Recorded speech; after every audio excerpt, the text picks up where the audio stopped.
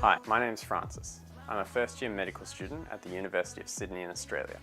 This is the first in a series of videos where I hope to teach you a bit about what I've been learning at medical school. You might have landed here because you are also a medical student, you're hoping to get a bit of revision in. Maybe you're hoping to get into the healthcare sector and you're really keen to start learning now, in which case I can definitely relate. That's how I was before I got into medical school. Maybe you're going through something or somebody you know is going through something and you want to learn a bit more about them. I should emphasize, if you are concerned about your health or the health of somebody else, definitely go and see a doctor. They're going to give you much better information than I am, but I am hoping to be able to help you learn something by teaching you a bit about what I'm learning. This is also a chance for me to review, so sorry, it's a bit of a selfish act.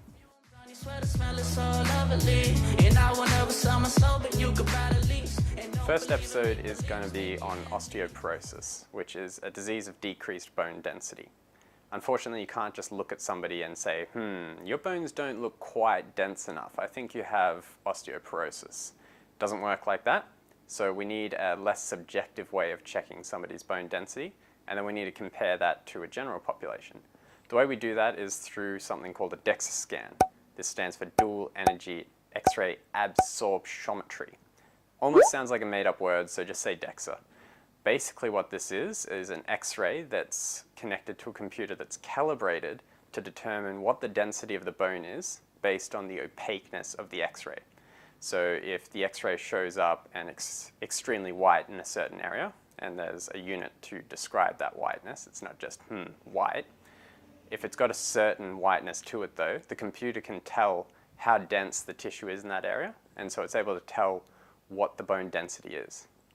These scans are normally done on the lumbar spine or the hip. Now, it's all well and good to be able to determine what somebody's bone density is, but unfortunately that's still not quite enough to say whether somebody has a condition or not.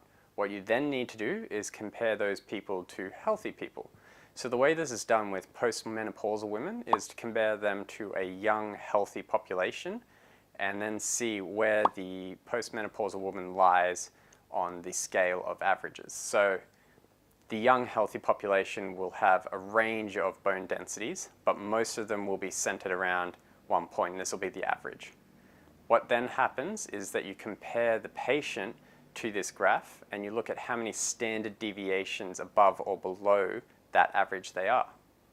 So if you're not sure about standard deviations, go watch a math video. I'm not the person to explain that to you. But essentially, osteoporosis is diagnosed if the patient is more than 2.5 standard deviations below the average of the normal population. This is for their DEXA scan bone densities. A simpler way to diagnose somebody with osteoporosis, or a risk factor that should really jump out at you, is if they've had a minimal trauma fracture. So this is any fracture that's occurred with a fall from standing height, or even it could be fractures of the vertebral bones within the spine just from everyday life. These fractures can present in a variety of ways, but what we're going to do is move on to talk about the pathophysiology of osteoporosis. So that's understanding how this condition comes to arise on a physiological level. So there are a lot of different ways that you can end up with osteoporosis, but essentially it's anything that leads to a decrease in your bone formation or an increase in your bone resorption, an imbalance in these two processes resulting in a net decrease in your bone density will lead to osteoporosis. Potentially. Don't get worried. In postmenopausal women, the problem is due to a lack of estrogen production. So normally estrogen keeps the osteoclasts in check. Osteoclasts are a cell that breaks down bone. What happens lacking estrogen is that these osteoclasts tend to become overactive. They don't undergo apoptosis as much. Apoptosis is programmed cell death, or your cells normally die. But if you don't have estrogen, osteoclasts can get out of control because they don't die when they're meant to. For men, testosterone is used to make estrogen.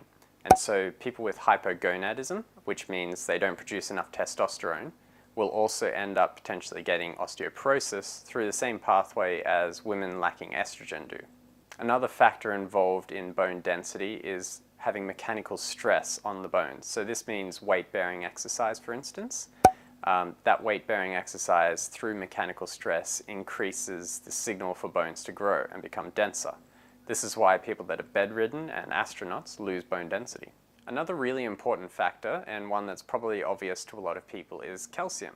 You need calcium in your diet in order to build lots of bone. So naturally, if you're lacking in calcium, your bone density is going to decrease. Unfortunately, it's not as simple as that, and I guess that makes things a little more interesting for people that are trying to learn about it. What complicates factors is that your gut doesn't absorb calcium very well. It's quite bad at it, and this is why we need vitamin D. Vitamin D can be made in the skin if you're getting exposure to the right type of sunlight or the right type of light, but it's not active in that form. First, it has to go to the liver, and there's a step of activation there. Then the vitamin needs to go all the way to the kidney, get activated further there, where it's then fully active, and then it travels to the gut and assists with absorption of calcium. So if you're lacking in either vitamin D through not getting enough sunlight, or you're not getting vitamin D through your diet, and or you're lacking in calcium, you can end up with decreased bone density, which can then lead to osteoporosis. There's also more to the calcium story. If your calcium is low in your serum, so that's the calcium that's not within your cells, your parathyroid gland doesn't like it very much. And so your parathyroid gland releases, go figure, parathyroid hormone. Parathyroid hormone has a number of factors that aims to increase the calcium in your serum. Unfortunately, your parathyroid gland and hormone doesn't care too much about your bone density. Initially, if you've just got a bit of low calcium in your serum, what will happen is the parathyroid hormone will act on the bone just to release calcium from what's called bone fluid. This doesn't break down your bone, so that's not a problem. But if you're chronically low in your serum calcium, it will then eventually lead to the bone being broken down to get more calcium out of the bone. Bone is your major store of calcium. It has 99% of the body's calcium, and so if you really need it, that's where you're going to get it from. Ideally though, you don't want to get it there, and so your parathyroid hormone does act on other systems. It acts on your kidney because normally your kidney is releasing calcium into the urine. So what happens when the parathyroid hormone acts on the kidney is it tries to resorb some of that calcium back up, and that way it reduces the amount that your body's getting rid of. Another way that it acts on the kidney is that it encourages the kidney to activate vitamin D even more. And so in this sense, your gut is then more able to absorb calcium from the diet, which we've already talked about briefly. Now, the parathyroid hormone does another thing that doesn't really seem too useful when we talk about treatments for osteoporosis. And so remember this, but don't get confused later. The parathyroid hormone also acts on osteoblasts, and it essentially inhibits them. Osteoblasts are cells that normally build up your bone, and so by inhibiting the osteoblasts, you're not using as much calcium from your serum to build up bone. Naturally, of course, if you're getting a lot of parathyroid hormone released, eventually your bones are going to stop getting formed as much, they're going to get broken down more, and so your bone density is going to decrease, and this can lead to osteoporosis. And so I suppose this makes it fairly obvious that if you've got hyperparathyroidism, which is an overactive parathyroid gland, you're also at risk of developing osteoporosis because you're getting a lot of parathyroid hormone when you don't even need it, and all of those effects we just talked about are just going to keep going.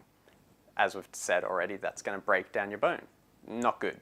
Now here are a couple that are probably going to come up a lot throughout my disease talks: smoking and alcohol.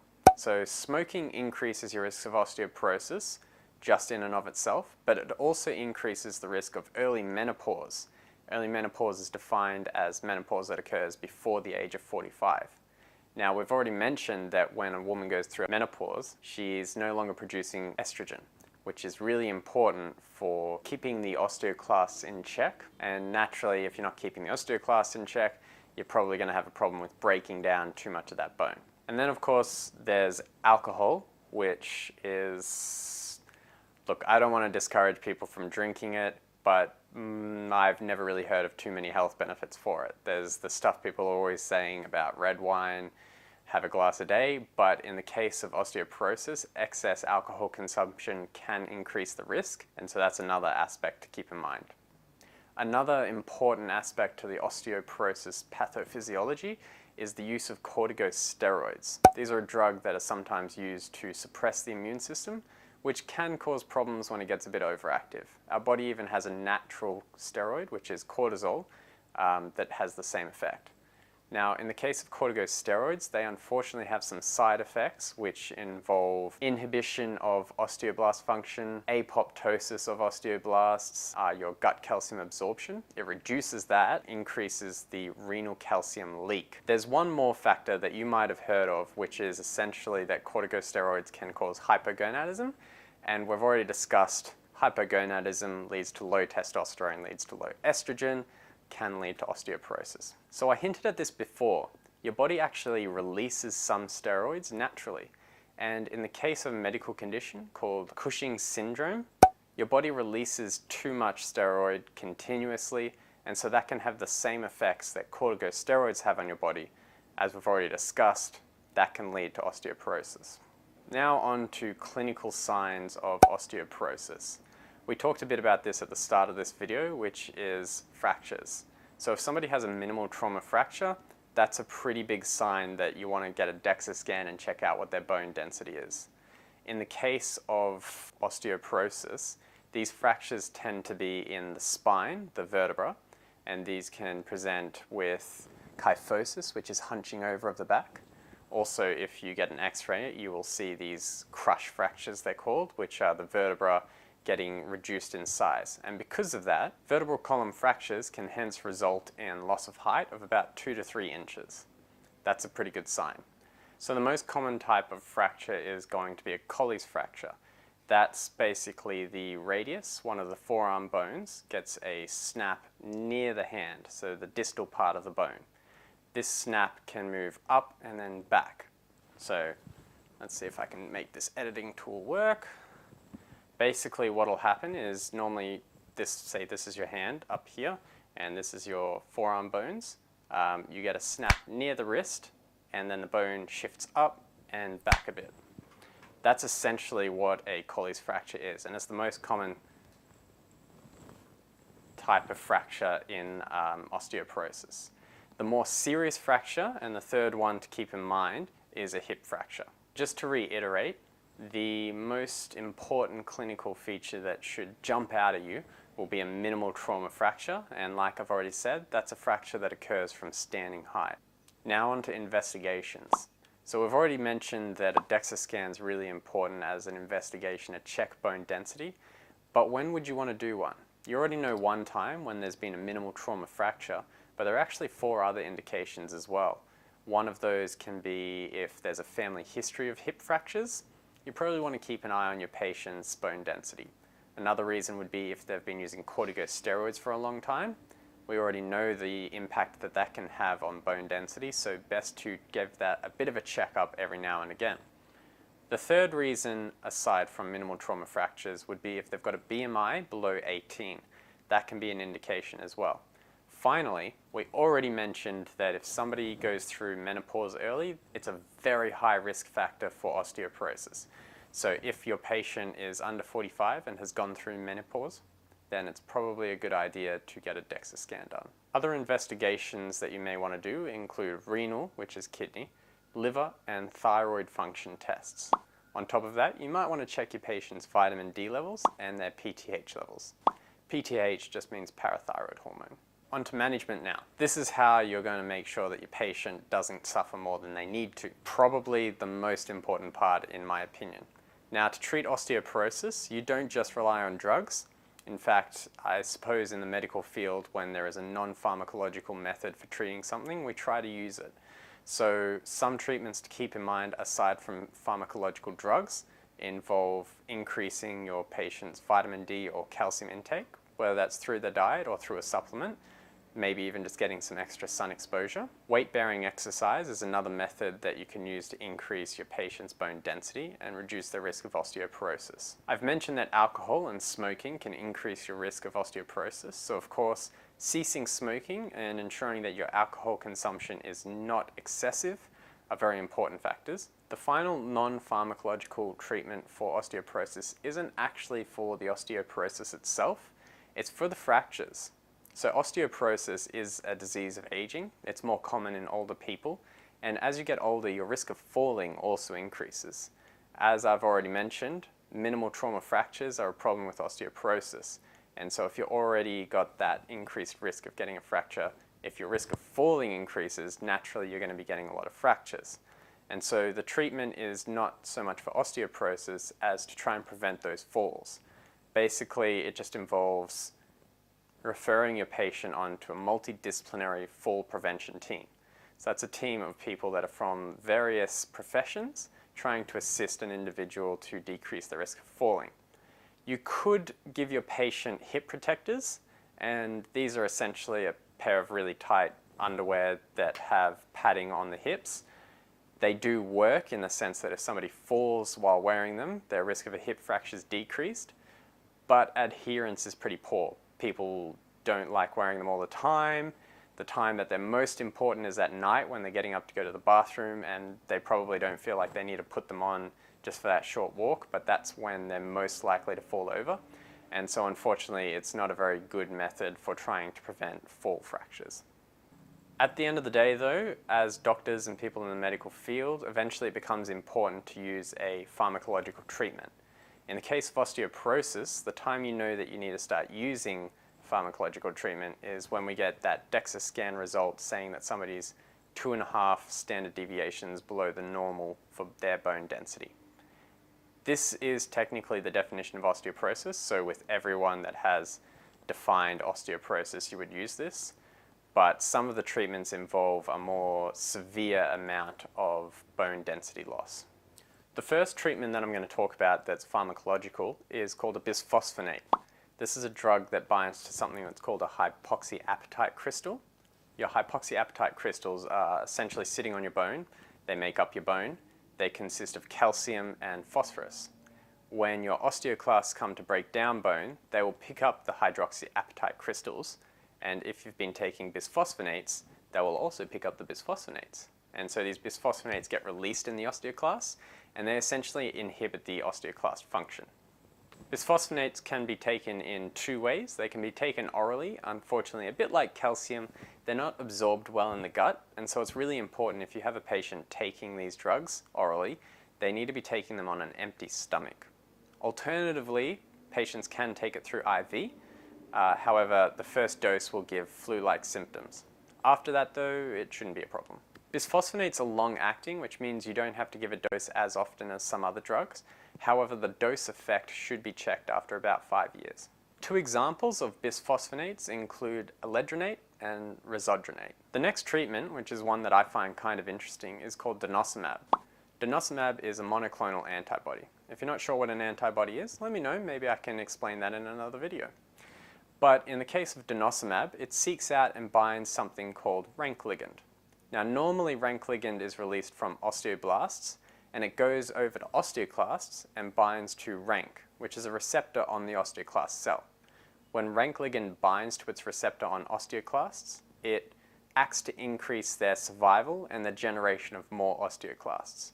So normally rank ligand is increasing osteoclasts and essentially breaking down bone. So what denosumab does is it binds to rank ligand and results in the immune system destroying it, essentially. And so without rank ligand, there's no longer that signal that's trying to act to increase osteoclast function, and so there's not as much breakdown of bone. Unlike bisphosphonates though, denosumab is a short-acting drug, which means the doses need to be taken more regularly. The next drug is one that I said might be a bit confusing, so stick with me here, but it's parathyroid hormone. I mentioned that parathyroid hormone can have an effect that inhibits osteoblasts, and it can also have an effect when chronic by breaking down bone. So it seems like an odd choice to try and treat osteoporosis. Nonetheless, the drug teriparatide is a bone formation stimulator. It is, however, a very expensive drug, and so it's not usually taken as a first-line treatment. It's taken when a patient is not responding to bisphosphonates, or if the patient has really bad osteoporosis.